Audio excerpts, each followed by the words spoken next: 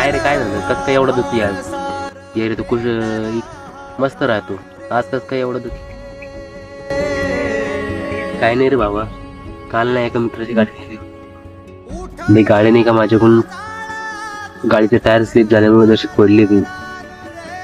आणि तो गाडीवाला बोलतोय की माझे एवढे पैसे भरून नाही, आता कुठून देणार मी त्याचे एवढे पैसे भरून?